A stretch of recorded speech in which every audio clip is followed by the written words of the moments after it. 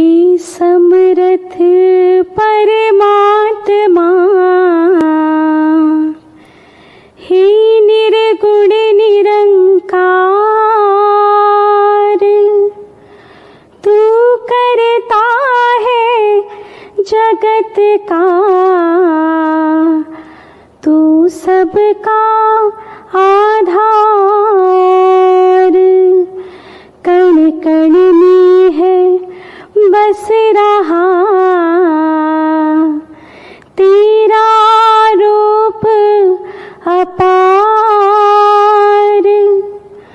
तीन काल है सत्य तू,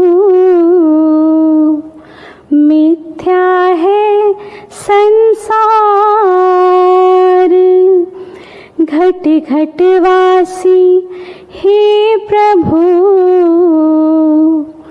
अविनाशी करतार।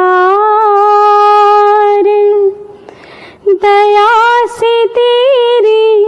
हो सभी, भव सागर से पार। निराकार साकार तू, जग के पालनहार। है बेअंत महिमा तेरी, दाता परम्पार। परम पिता परमात्मा, सब तेरी संतान। भला करो सबका प्रभु, सबका हो कल्याण। भला करो सबका प्रभु, सबका हो कल्याण। साथ संगत जी, प्यार से कहना धन निरंकार जी। समागम के दूसरे दिन आज जहाँ फिर एक बार ध्यान इस परमात्मा की ओर सभी वक्ता महापुरुष, गीतकार महापुरुष, गीतों वाले, स्पीच वाले, कविताओं वालों ने यही लगाया कि माध्यम जो भी हो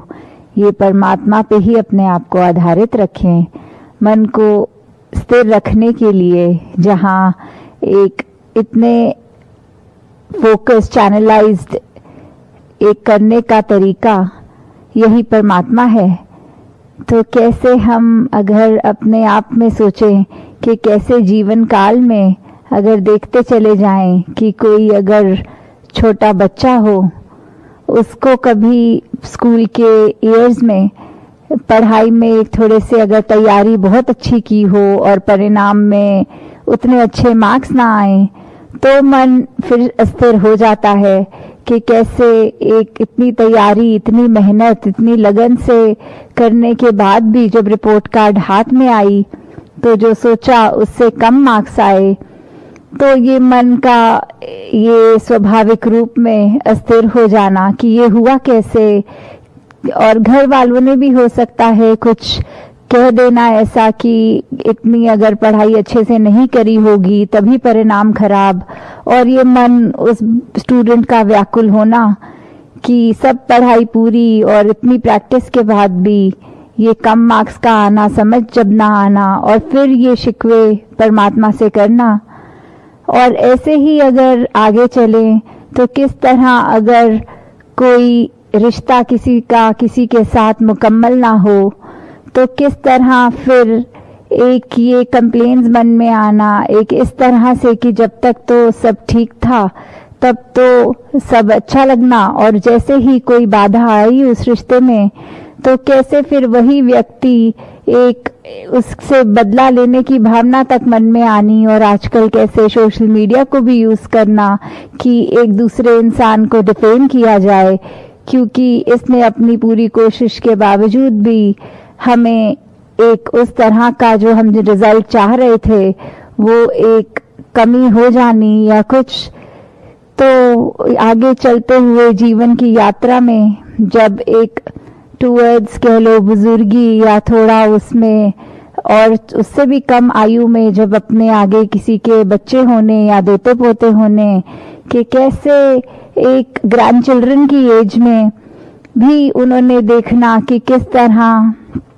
एक जीवन में क्या उनके जॉब्स लगे हैं, नहीं लगे तो सिर्फ उसको ही एक व्याकुल मन ना होना, पूरे परिवार का साथ में परेशान होना। तो कैसे ये देखा गया है कि मन अस्थिर किसी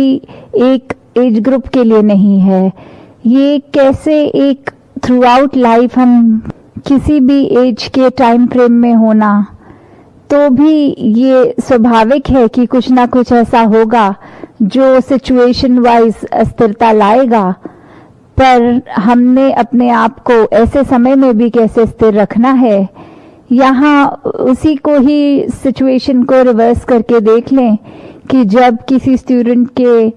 कठिन परिश्रम के बाद भी कम मार्क्स आए तो वो ऐसा कुछ सोच लेना कि शायद मेरी ही कमी रह गई होगी या कुछ भी कि चलो कम आए हैं तो कोई बात नहीं, मैं अगले साल की मेहनत और लगाऊंगा। तो कैसे आगे चलते हुए देखें कि अगर कोई रिश्ता भी दरार पड़ गई उस रिश्ते में तो कैसे मान लेना कि ठीक है, मैं दूसरे का पॉइंट ऑफ व्यू नहीं समझ पा रहा, दूसरा मेरा नहीं समझ पा रहा, तो इस चीज को एक हैप्पी नोट पे ही रखा जाए, कोई पुरानी अच्छी यादों को मन में बसाया जाए और उसी के साथ आगे चला जाए। और फिर आगे अगर किसी का फैमिली में देख रहे हैं कि ग्रैंड चिल्ड्रन में किसी की जॉब वाइज कोई दिक्कत आ रही है या आगे जैसे कुछ कल्चर्स में होता है कि ग्रैंड पेरेंट्स का एक ये थोड़ा सा अस्थिरता आ जाती है देख के कि एक सर्टेन एज में सर्टेन कार्य ग्रैंड चिल्ड्रन अगर नहीं कर रहे हैं तो उनका भी फिर उस तरह ये देखा गया कि अगर वो भी उस समय देखें कि ये परमात्मा की रजा में ही हो रहा है, इसी में ही कोई बेहतरी होनी है, तो वहाँ उनका मन भी अपने आप ही स्थिर हो जाएगा। तो कैसे ये स्थिरता हम हर सिचुएशन में ला सकते हैं, वही चॉइस की बात, वही विवेक की बात, वही चेतनता की बात कि इसी के हेल्प से हम जब इस परमात्मा के अंदर इस तरह इससे अपनी एक मिला लेते हैं, ट्यूनिंग कर लेते हैं, तो फिर ये जो लिव जुड़ी है ये फिर हर कार्य में हमें परमात्मा का ही एक कर्ता दिखाई देगा कि ये इसी के आश्रय हो रहा है, इसी के हुक्म में हो रहा है, तो उसमें सब फिर अच्छा ही दिखेगा। तो कैसे फिर इस परमात्मा का अगर हम आसरा लेंगे तो इसी का ही दिखेगा कि कर्ता भाव ये हमारा परमात्मा ही सब कुछ कर रहा है, हम एकदम अकर्ता हैं। और उसी में हम देखें कि फिर एक अगर किसी से हमारे रिलेशनशिप्स भी हैं तो कैसे वो सुंदर होते जाते हैं। जैसे एक शायर ने भी कहा है कि दुश्मनी का सफर एक कदम दो कदम, तुम भी थक जाओगे हम भी थक जाएंगे। तो कैसे ये एक अगर दुश्मनी करी है किसी से तो उसका परिणाम सभी को पता है कि मन में जैसे ही एक नेगेटिव भाव दूसरे के लिए आए तो अगर तो ये दो तरफा एक बात है तो फिर एक कठोर वचन एक बोलता है, सामने से दूसरा बोलता है, तो ये अपना भी दोनों ने मन खराब करना और आसपास अगर कोई सुन रहे हैं उनको भी ये अनप्लेजेंट एक्सपीरियंस एक झेलना पड़ेगा। तो कैसे अगर ये एक तरफ एक भी समझदार हो तो दूसरा अपनी तरफ से तो एक दुश्मन बन के किसी का उसके लिए कुछ गलत बात बोल रहा है, पर वो ही अगर चुप हो जाए, शांत हो जाए, या आगे से एक यही अरदास परमात्मा से कि इसको समत बख्शो, इसके अंदर वो समझदारी बख्शो कि ऐसे वचन ना निकाले, तो कैसे वो बात जल्दी वहां पे ही थम जाती है और अगर कोई ये भी सोचे कि कई बार देखा गया है कोई बहुत अच्छे अगर फ्रेंड्स एक टाइम पे और इतने साल बीच के कोई खटास की वजह से बात नहीं कर रहे, तो इतने साल वो व्यर्थ भी गवा दिए। और एक मन में कहीं ना कहीं वो ख्याल, क्योंकि अंदर से अगर एक केयर थी एक टाइम उनके लिए, तो वो उस तरह कायम भी रहनी। कुछ मन में आना कि एक फोन उठा के कॉल की जाए, और फिर ये ईगो मन में आनी कि नहीं, ये तो उसने ऐसा कहा था तो मैं नहीं ये करूंगा फोन। तो कैसे एक या तो इतना भी प्रोलॉन्ग अगर कुछ खिंचता है, अंत में वही होता है कि जब एक होना फिर इकट्ठे, तो फिर अपने आप में ये सोचना आपस में जब बात करनी कि हमने इतने साल तो व्यर्थ कर दिए, क्योंकि जहाँ ये नेगेटिव भाव आते हैं वो तब तक ही खड़े हो सकते हैं जब तक हमारा मन उनको अकोमोडेट करेगा। जिस पल इस मन में हमने परमात्मा को डाल लिया और फिर मन स्वच्छ हो जाता है, तो वहीं एक ख्याल भी आ जाना कि हम इतनी ही जिंदगी है, इतने ही वर्ष हैं हमारे, तो उसको किस तरह बिताया जाए, उसको फिर एक अच्छाई के रूप में एक हर एक के साथ अच्छा करने में ही बिताया जाए। फिर ये वजूद नहीं, एक पकड़ नहीं बना सकते अंदर मजबूती से कुछ भी जो नेगेटिव हो, तो ये चेतनता मन में रखनी। और कैसे इसी के ऊपर हमने और अपने आप को सुधारना कि हाँ, हर दिन में हो सकता है गलतियां हम सबसे होती रहें, पर कैसे कोशिश करके कि एक अपनी गलती से ही खुद को इस प्रकार सुधार लें कि आने वाले दिन कहीं वो गलती से भी वही पुरानी वाली एक जो आदत बुरी उसको रिपीट ना किया जाए। तो इसी प्रकार हम हर एक के जहाँ जीवन में अपनी तरफ से पॉजिटिव कंट्रीब्यूशन कर सकते हैं, वहीं एक स्वयं भी हमें अच्छा लगेगा कि हमने किस प्रकार अपने मन पे धीरे धीरे वो स्थिरता और मजबूत कर ली। तो जैसे अभी हमने देखा पिछले दिनों जो 23 फरवरी को भी मेरे हरदेव की जो ऑडियो बुक लॉन्च भी हुई, कैसे जो आप सभी महापुरुषों ने जहाँ वो पुस्तक भी पढ़ी, क्योंकि सदगुरु बाबा हरदेव सिंह जी महाराज की हमेशा से जो भी टीचिंग्स हैं वो एक एक विचार में ही अनेकों हमें चीजें उसमें से अगर पॉइंट्स देखें और अपना कितना उससे सुधार हो सकता है, वहीं कहीं कह लें कि एक ऑडियो के रूप में कि अगर कहीं हम चाहे कार में ट्रैवल कर रहे हों तो वो टाइम भी है कि उसमें अगर ये एक रीड आउट एक स्टोरी की तरह एक रीडिंग की तरह वो बुक ऑडियो बुक में जो है, तो वो भी हम बिना पढ़े पुस्तक को भी कान तक वो अच्छे भाव श्रवण कर सकते हैं। तो ये सभी टीम का जो एक एफर्ट रहा वो सराहनीय है। तो कैसे हर एक ने ये योगदान दिया और ये सेवा भाव सभी का, तो ये बात हमेशा से जो सदगुरु बाबा हरदेव सिंह जी महाराज भी अपनी हर विचार में फोकस करके बोलते थे कि ये परमात्मा को अगर हम पा लें, इसकी जानकारी ले लें, तो हमारा जीवन कैसे सुखमय हो सकता है। और अगर ये बात है कि लोक सुखी परलोक सुहेला वाली बात, और अगर चलो कोई आज की जनरेशन में ये भी अगर बात बोले कि हम तो एक करंट टाइम की ही बात करना चाहेंगे, हमें नहीं पता कि हमारे पुराने जन्म थे नहीं थे, या ये 84 लाख योनियां कोई चीज होती हैं कि नहीं होती, तो भी ये देखें कि इस जिंदगी में जो अभी हमारे सामने है करंट है,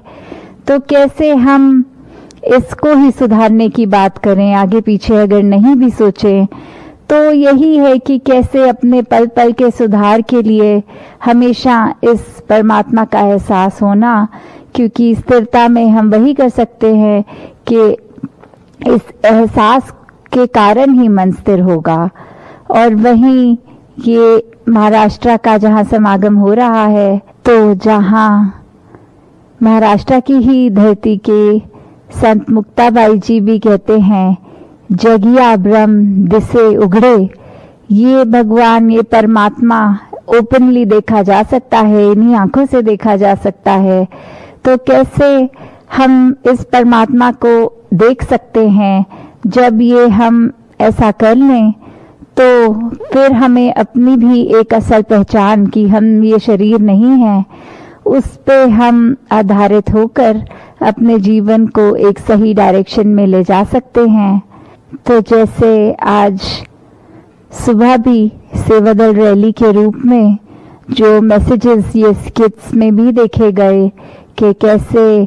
एक सेवा का जो भाव है मानवता के लिए, वो हर एक ने, ये मिशन ने एज अ होल या इंडिविजुअल लेवल पे हर महापुरुष ने कैसे दुनिया के लिए अपने आप को अर्पण किया, और मन में कोई एक ये अहम का भाव नहीं कि मैं कुछ करने वाला हूँ। सारा क्रेडिट इस परमात्मा को कि इस परमात्मा ने क्षमता दी है तो ये शरीर कुछ चल पा रहा है, कुछ किसी के लिए कुछ हम अपने हाथ पैर चलाकर कुछ कंट्रीब्यूट कर पा रहे हैं। तो कैसे एक अगर एग्जाम्पल के तौर पे अगर एक लेडी होती है, जब वो प्रेग्नेंट होती है तो हर समय उसको एक अपनी तबीयत का ख्याल सबकॉन्शियसली एक साइड बाय साइड चल ही रहा होता है, चाहे वो कहीं पे भी काम कर रही हो, ऑफिस में हो, कहीं पे भी। तो एक ये देखते हुए कि खाते पीते, काम करते, कुकिंग करते या जो भी डे टू डे एक्टिविटीज वो कर रही हैं, तो ये पता है कि मुझे हमेशा कुछ तेजी से नहीं चलना, कुछ भार नहीं उठाना। तो ये चीज बार बार उसको एक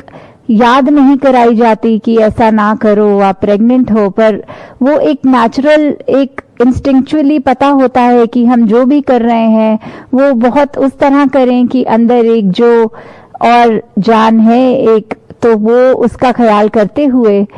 तो कैसे ये चीज भी कि परमात्मा का एहसास इसी तरह का हर एक में होना चाहिए कि एक हम चाहे कुछ भी हो, जो कहा भी जाता है हथ कारवल दिल यारवल, कि हम कोई भी कार्य कर रहे हो, चाहे हमारे हाथ कोई भी काम कर रहे हो, पर ये मन हमारा इसी परमात्मा में लगा रहे। यही एक सही मार्ग है जो युगों युगों से भक्तों ने, संतों ने बताया है कि भक्ति के मार्ग पर ही रहकर हम अपना कल्याण कर सकते हैं, और ये ब्रह्म ज्ञान प्राप्त करके हमारी रूह भी ये सब बंधनों से मुक्त होकर एक साल्वेशन को प्राप्त कर सकती है।